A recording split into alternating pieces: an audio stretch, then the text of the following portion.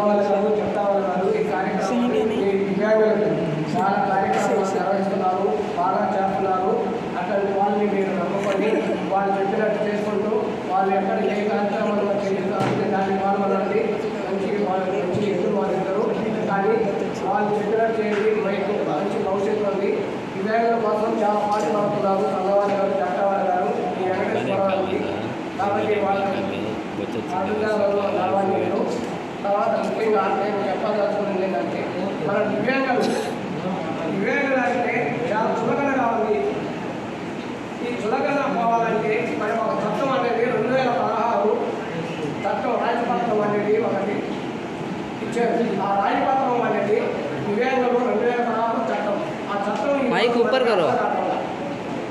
అమలు కావాలి. ఆ చట్టాన్ని అమలుదాన్ని పరిచయాలంటే మన దివ్యాంగులకి ఎటువంటి లోపం కాదు. ఎవరు ఏదైనా కానీ మనకి కొన్ని చట్టాలు ఉన్నాయి.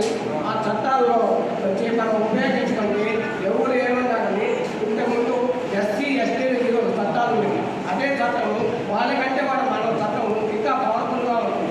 ఎందుకంటే మన చట్టము ఎవరు ఏదైనా ఒక చిన్న మాట అంటే మనం పోయి కేసు కానీ పెట్టగలిగితే ఆ కేసు తీసుకోకపోతే కానీ వాళ్ళని కూడా మనం కేసు పెట్టచ్చు తీసుకోకపోతే.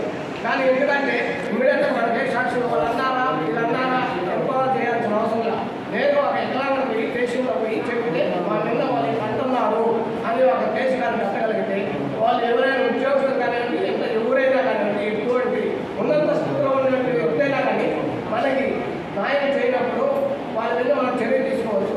ఆ చర్య వల్ల ఏంటంటే వాళ్ళకి జరిగేటప్పుడు ఏంటంటే ఆ చర్య వల్ల మనకి న్యాయం రావాలి. చేయడం అంటే ఎవరైనా ఒక ఆఫీసు మనం ఏదైనా ఒక పుస్తకానికి ఒక మాట అన్నారంటే అది మనం కానీ పోలీస్ స్టేషన్లో కేసులు పెట్టామంటే వాళ్ళకి 5 సంవత్సరాలు జైలు శిక్ష ప్లస్ 40,000 అక్కడి నుంచి 5 లక్షల వరకు జరిమానా విధిస్తారు.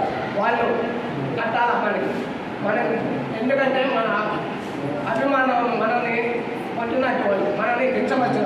కాబట్టి మనకు ఒక చట్టం ఉంది. ఆ చట్టంగా మనకి అమలుపరచలేదు. కానీ తెలంగాణలో కొంతవరకు అమలుపరుస్తున్నారు. మన రాష్ట్రంలో కూడా తెలంగాణపై బాగుంటుంది. జగన్ సార్ గారు కొన్ని దివ్యాంగులకి విషయాలు దివ్యాంగుల గురించి పట్టించుకోవడం లేదు. దివ్యాంగులకి ఏం కావాలా అనే దాన్ని ఆలోచించి దివ్యాంగులకి ఎప్పుడు చేస్తే అంత బాగుంటుంది. ఈ దివ్యాంగుల చట్టం కూడా తొందరలో అమలుపరుస్తారని వాళ్ళకి దివ్యాంగులు చాలా వెనకబడి ఉన్నారు.